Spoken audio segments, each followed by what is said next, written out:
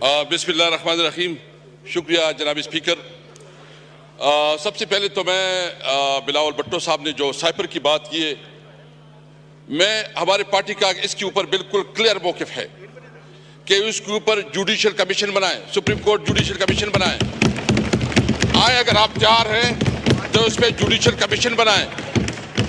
जिस तरह साइपर में जो हमारा मौक़िफ़ था कि एक 19 ग्रेड का ऑफिसर हमारे एम्बेसडर को बुला के जिस तरह वो डिक्टेशन देता है, वो हमारी कौमी गैरत पे एक बहुत बड़ा सवालिया निशान था।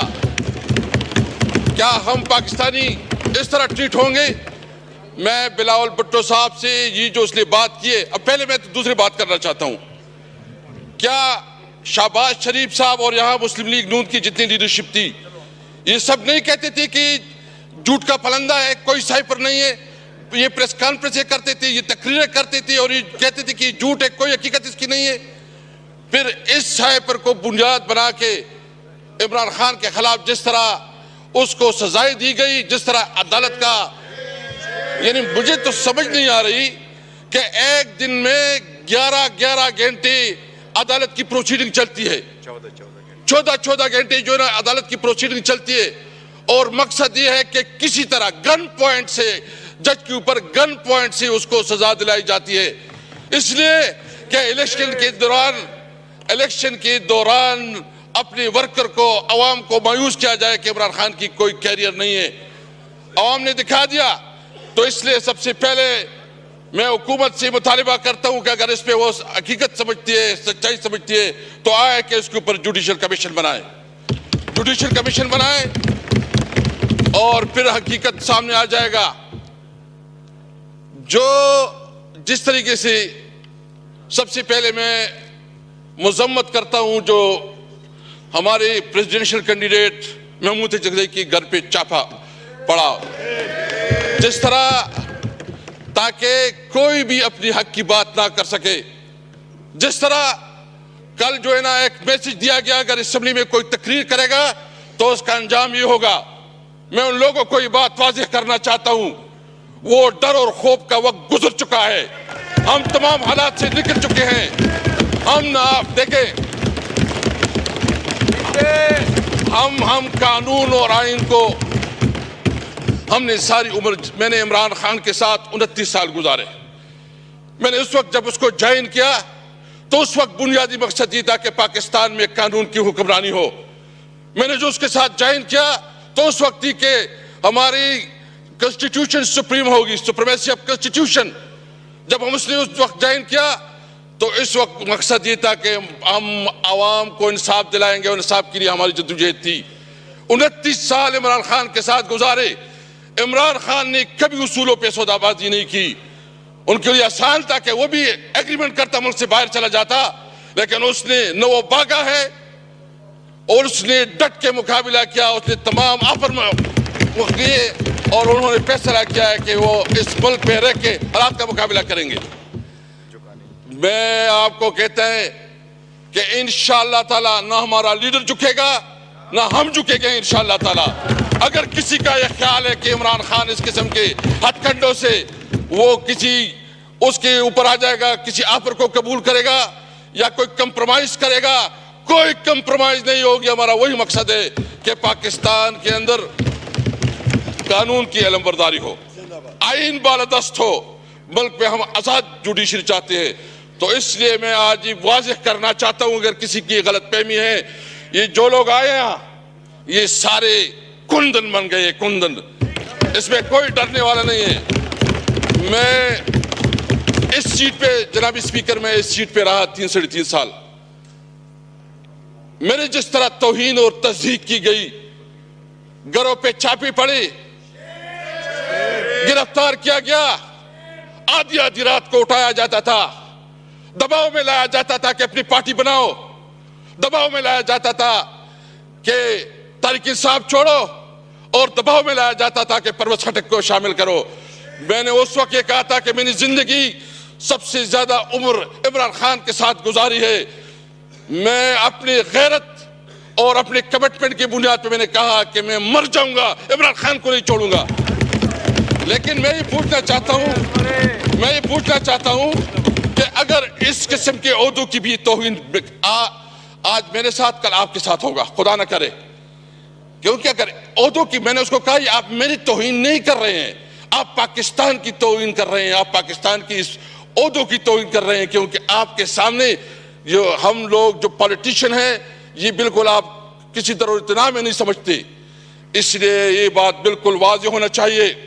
और मैं एक और बात भी करना चाहता हूं कि ये सिर्फ अभी नहीं, अभी हमारी शुरुआत हो चुकी है। इंशाअल्लाह हम एक बहुत बड़ी तहरीक बनाना चाहते हैं और इसमें हम उन तमाम पार्टियों को दावत देना चाहते हैं जो पार्टियां इस इलेक्शन के ऊपर कंसर्न रखती है, वो बलूचिस्तान की पॉलिटिकल पार्टीज हो, वो सिंध की पॉलिटिकल पार्टीज हो, वो पंजाब और खैबर पख्तूनख्वा से हो।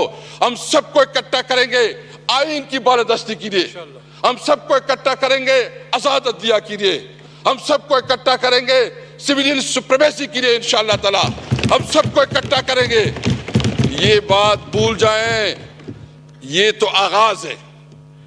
ये जहां बैठे हैं फार्म 47 वाले, मैं बहुत माजरत से कहता हूं, इनको अपनी बीवी और अपनी बच्ची भी मैंने नहीं समझते, इनको पता है इनकी अपनी जमीन भी, इनको जो कराची में हमारे मैंडेट पे डाला गया है, डाका डाला गया है, इनसे पूछे, उनको पता है कि वो हारे हुए हैं। जो इस्लामाबाद से है उनको पता है कि वो हारे हुए हैं, जो पिंडी डिवीजन से है उसको पता है कि वो हारे हुए हैं। उसने जो वजीर आजम बनाया किया, उस वजीर आजम की कोई से है, उसकी कोई वैल्यू है, उसकी कोई अखलाकी कुव्वत है? मैं यहाँ साहब से पूछना चाहता हूँ कि थोड़ी आपके अंदर कोई जमीर जाग रहा है कि नहीं जाग रहा? कोई शर्म, कोई चीज महसूस हो रही कि नहीं हो रही? आप किस किस्म की जो है ना इस मुल्क को इस बहरानों से निकालेंगे? सबसे पहले हमारा मुतालिबा है कि जो रिगिंग हुई है इसके ऊपर जो है ना आला अदालती, इसके ऊपर बाकायदा अदालती कमीशन बनाना चाहिए सुप्रीम कोर्ट की, सीनियर और उन जजों की जिसकी क्रेडिबिलिटी है, ताकि इस जो दांती ज़दा लोग बैठे हैं जिन्होंने वोट दिए हैं, इसका परमानेंट सोल्यूशन निकले। बिलावल साहब कह रहे हैं, क्या है बेटे बिलावल साहब, मैं आपसे पूछना चाहता हूं कि क्या आपको पता नहीं है कि जो कुछ हुआ पाकिस्तान की तारीख में इतनी बड़ी रिगिंग कभी हुई है? इस तरह का जो धांधली हुए कभी इसका तस्वर मिलता है? इस तरह जो सिचुएशन, यानी आप बताएं कि इस तरह कभी हमारे वोटरों को उठाया जाता है, किसी सपोर्टर को उठाया जाता है? हमारे ये जो दबात चौड़े, यानी उन्होंने इतनी मेहरबानी की कि मेरे अपने हल्के में पोस्टर छापे गए, मेरे फोटो छापा गया और उसके साथ दूसरे निशान लगाए गए। ये जो निगरान हुकूमत, उसका ये काम था। मैं एक और पूछना चाहता हूं, हमारे साथ सीनियर लीगल लोग बैठे हैं, कि जो पंजाब की निगरान हुकूमत कितनी टाइम रही है बजट में कि 262 बिलियन देंगे, अभी तक कोई फंड नहीं दिया गया। जो पेट्रोलियम और दीगर चीजों में जो कमिटमेंट किए गए 75 बिलियन का, यानी एक तरफ वहां जंगजदा इलाका है, वहां एक तरफ शोरश पपी हुए हैं। अफगानिस्तान के साथ जो हमारा थोड़ा बहुत रोजगार होता था वो आपने बंद कर दिया। हमारा जो ख्वाब था कि हम सेंट्रल एशिया के साथ और एशियन जो रशियन स्टेट के साथ अपना कारोबार करेंगे, वो आपने बंद कर दिया। आप हमें पैसे नहीं दे रहे, तो इसका क्या मतलब है? क्या आप वहां मजीद दहशतगर्द पैदा करना चाहते हैं? क्या आप वहां मजीद एक्सट्रीमिज्म बनाना चाहते हैं? इसलिए हमने फैसला किया है, हम पाकिस्तानी हैं, हम आईनी पाकिस्तान पे यकीन रखते हैं, हम कानून और आइन के अंदर रहते हुए अपनी जद्दोजहद रखेंगे। लेकिन ये बात याद रहे, हमने सबने ये फैसला किया है कि अगर हमारा हक नहीं मिलता तो कोई यहां हुकूमत नहीं करेगा इंशाअल्लाह ताला। हम ये भरपूर तरीके से अपनी आवाज उठाएंगे, ये हमारा हक है। मैं इसके अलावा दो और बातें करना चाहता हूं, और फिर जो है ना,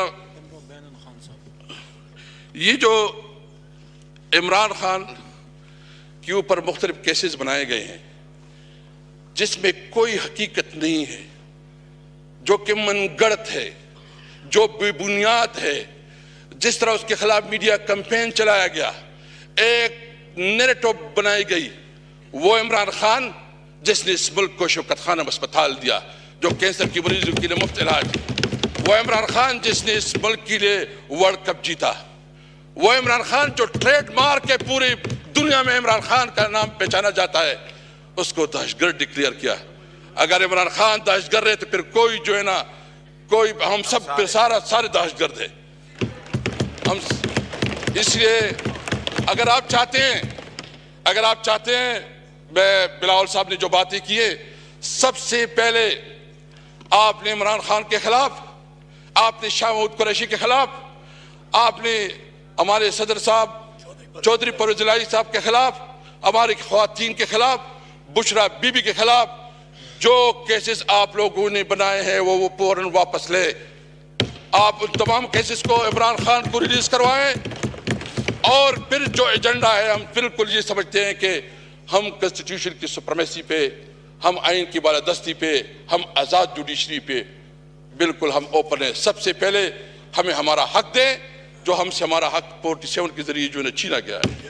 हमें हमारे लीडरान को रिहा किया जाए और जो पैमरा ने बैन लगाया इमरान खान की ऊपर उसको दिखाया नहीं जा रहा है। वन साइडेड जो है ना सब कुछ चल रहे हैं, हम उसकी मजम्मत करते हैं और मुतालिबा करते हैं कि पैमरा जो है ये बैन उठाए। इंशाअल्लाह ताला। मेरे स्पीकर साहब, आपको पता है हमने जो सियासत की, मैं स्टूडेंट लाइफ से पॉलिटिक्स में रहा हूँ, हमारी ज़िंदगी का ये मकसद है। इमरान खान के साथ जब हम पहले थे 97 में इलेक्शन कंटेस्ट किया तो लोग हमें जो है ना हमारे साथ मजाक करते थे कि ये टांगा पार्टी है।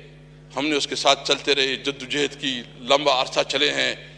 हम इस मुल्क में आइन और कानून के लिए इंशाल्लाह अपने जद्दोजहद जारी रखेंगे। ये गलतफहमी दूर होनी चाहिए कि हम किसी दबाव और किसी के प्रेशर की वजह से अपने मौक़िफ़ से पीछे हटेंगे। अस्सलाम वालेकुम।